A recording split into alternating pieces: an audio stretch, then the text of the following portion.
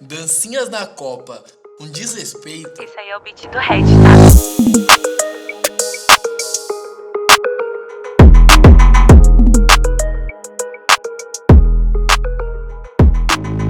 E aí, vidas, como é que vocês estão? Este é o Tudo é Cultura, uma newsletter semanal sobre tendências, branding, redes sociais, diversidade, sem deixar de lado alguns artigos e principalmente dados. Porque você pode ter a sua opinião, todo mundo pode ter, mas o que será que os dados dizem sobre isso? Esse episódio também está disponível no formato de áudio e no formato de artigo, então não deixe de assinar a newsletter no LinkedIn e seguir as principais plataformas de áudio. Os links estão aqui na descrição. Bom, Copa do Mundo, Brasil dando show e sempre tem um gringo, europeu, colonizador, pra tentar cortar a nossa vibe. O bonitão da vez foi Roy Keane, ex-jogador do Manchester United e comentarista da ETV no Reino Unido. Ele afirmou durante a transmissão que o gesto dos brasileiros de dançar após os gols teriam sido algo desrespeitoso aos adversários. Nas palavras dele, não gosto disso. Acho que é desrespeitoso. Foram 4 gols e eles fizeram todas as vezes. Eu não me importaria se fosse a primeira dancinha, seja lá o que for aquilo. Mas eles ainda estão envolvendo o técnico depois da comemoração inicial. Não estou nada feliz com isso, não acho nada bom. Mas afinal, quem é Roy Keane?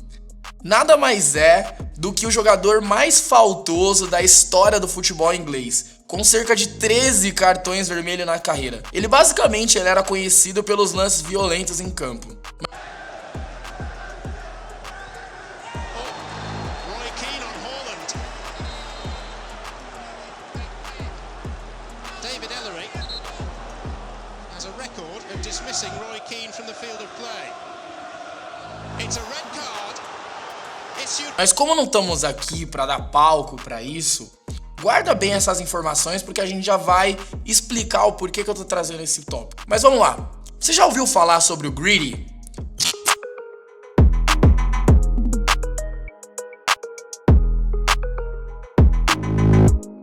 Então senta aí porque hoje vamos falar sobre como a cultura preta se torna aceitável apenas quando gera receita, a tokenização. O Gritty, ou The Gritty, é um passinho que se tornou sensação entre os amantes da NFL, que é a principal liga de futebol americano do mundo, mas que viralizou e explodiu a bolha estadunidense e está se popularizando cada vez mais. A dança, que foi feita pela primeira vez em 2019 por Justin Jefferson, na época ele era wide receiver ou recebedor de LSU, que é a Universidade Estadual de Louisiana, e começou a se tornar um movimento que tomou uma proporção absurda. Naquele ano, o jogador Justin Jefferson, ele não só foi campeão nacional pela LSU, como também foi um dos destaques da final do torneio e também se colocou como uma das principais escolhas no draft da NFL, que é a escolha entre os jogadores que estavam no universitário e vão se tornar profissionais durante aquele ano. Na atual temporada, por exemplo, Justin Jefferson, ele tem se destacado não só pelas jardas recebidas, que ele é o segundo na liga, e também pelas recepções, que ele é o terceiro na liga.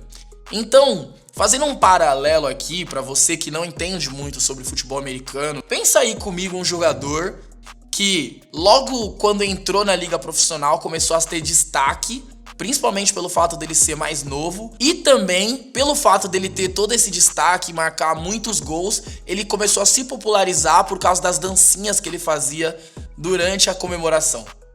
Pensa aí, eu não vou falar o nome, mas imagina aí. Veja lá, presta atenção que você vai saber de quem eu tô falando. O que é interessante aqui são os dados.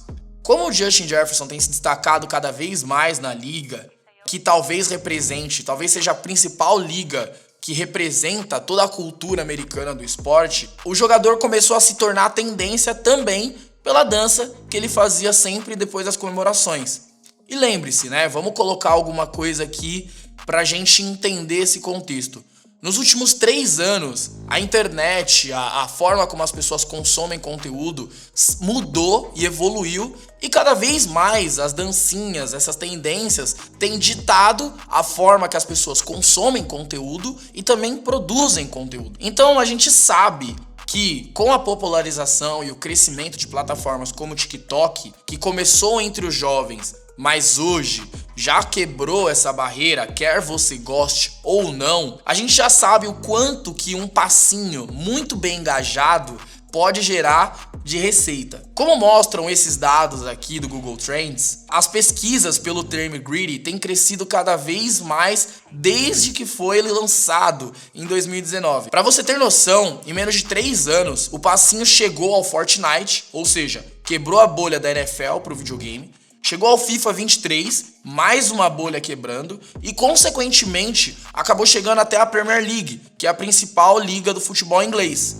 Então observa todos esses movimentos como que algo que começou isoladamente ali na bolha, né, no cerne da cultura americana e se espalhou rapidamente para o mundo. Então lembre-se, né, vamos deixar destacado que a gente está falando de receita. E aí para cada uma dessas empresas, Fortnite, FIFA 23, as empresas que desenvolvem esses jogos, usarem esse gesto, esse movimento, esse objeto, vamos dizer assim, para eles usarem disso, é um contrato diferente. Para cada uso, é um contrato e mais dinheiro. Então, essas empresas apostam nessas tendências porque elas sabem o quão lucrativo é para o negócio estar por dentro do que as pessoas estão falando, estão se comunicando na internet. Vocês podem ver, por exemplo, a quantidade de patrocínios que a farofa da GQ recebeu esse ano, não é mesmo? Mas vamos voltar um pouco para 2019 para eu te contar que nem sempre foi assim.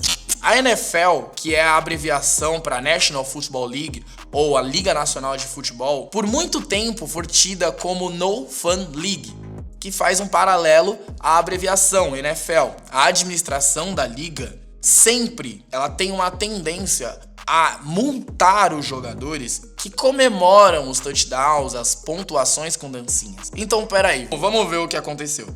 A liga, que é conhecida por penalizar todas essas dancinhas, essas comemorações, agora, de uma hora para outra, após uma transformação no mercado digital, no mercado da internet, no mercado da comunicação, agora passou a aceitar as dancinhas e não só aceitar, passou a lucrar com esses contratos de uso de imagem e etc, que os jogadores precisam ter quando estão dentro da liga, passou a lucrar com isso e, obviamente, isso se tornou mais aceitável. Aliás, vamos fazer outro paralelo aqui. Pensa como o rap, o funk, o samba e grande parte dos ritmos musicais pretos que antes de ganharem popularidade eram criminalizados. Até que muitos desses ritmos também começaram a ter contato com pessoas, com culturas de outros contextos brancos, e com isso passaram por um processo de transformação e agora são bem mais aceitos, porque as pessoas passaram a observar como toda essa cultura, todos esses objetos, todos esses símbolos podem gerar receita. Bom, eu não sou antropólogo, nem mesmo historiador. Eu entendo só um pouco sobre análise de tendências e análise de dados. Então vamos recapitular o que a gente observou até aqui para a gente seguir para o próximo tópico. A gente observou que objetos e símbolos que representam a cultura e constroem também a cultura preta e outras culturas, como a cultura indígena, por exemplo, no contexto brasileiro, eles podem e são mais aceitos pelo mercado, ou melhor, por quem controla o mercado, quando eles entendem como monetizar isso. Isso foi o que a gente observou até agora, a partir dos dados e a partir das análises desse contexto que a gente trouxe. Mas, beleza, pretão. Isso aí todo mundo já sabe, né? A gente já tem noção de que as pessoas que têm realmente esse capital todo utilizam da nossa cultura para monetizar, para fazer render e para aumentar as suas receitas. Mas o que isso tem a ver com tokenização? Por significado, token nada mais é do que um símbolo, uma ficha, um código que represente algo. Então pensa comigo aí, quando a gente ia nessas festas juninas, sabe? Quermesse e tudo mais. Pensa aí nessas festas juninas, como que funciona a economia dentro daquele evento. Você chega no evento, você tem um dinheiro e você quer ou comprar comida ou participar de algum jogo. Você precisa ir até o caixa e trocar o seu dinheiro numa ficha. Por quê? Dentro daquele contexto da quermesse, o valor que eles aceitam é a ficha. Eles não aceitam o seu dinheiro, tá certo? Eles aceitam a ficha. Então você precisa pegar o seu dinheiro e trocar por um token, por um símbolo que represente o seu dinheiro. Então, baseado nisso, tokenização nada mais é do que você usar, você pensar, criar um símbolo e a partir desse símbolo você gerar algum valor que a partir disso você pode ou não construir receita, certo? E tudo isso é muito engraçado porque, como a gente comentou nos últimos vídeos, existe um movimento surgindo agora dentro da internet, dentro do mundo da tecnologia, que é o mundo da Web3.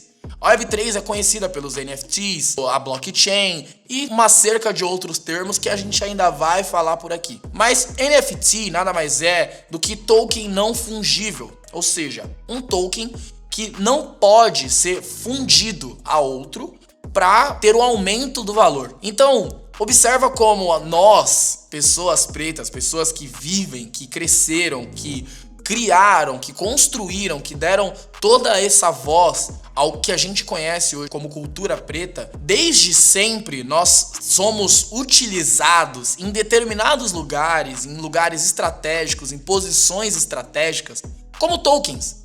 Por quê? Porque o fato de ter uma pessoa preta e ou um símbolo, um objeto que represente essa cultura dentro daquele lugar, dentro daquele ambiente, dentro daquele contexto, gera algum valor. Então, é bem legal a gente observar e pensar nesse contexto, porque hoje a gente vê, né, a grande mídia, até mesmo a publicidade, criticando as dancinhas, por exemplo, ou até mesmo apoiando as dancinhas, mas é interessante a gente pensar que ninguém apoia 100% ali se ele não tá tirando algo por trás. E é assim que a publicidade, assim que a NFL trabalha no Brasil e no mundo. Esse foi o episódio 2 de Tudo é Cultura. Não deixe de assinar a newsletter, como eu já falei, e de seguir aqui todos os canais de áudio, as plataformas de áudio. Não deixe de comentar também o que você achou desse conteúdo, a sua opinião e tudo aquilo que você aprendeu, tudo aquilo que a gente pode trocar aqui. Um beijo, bebês. Fiquem com Deus e até a próxima.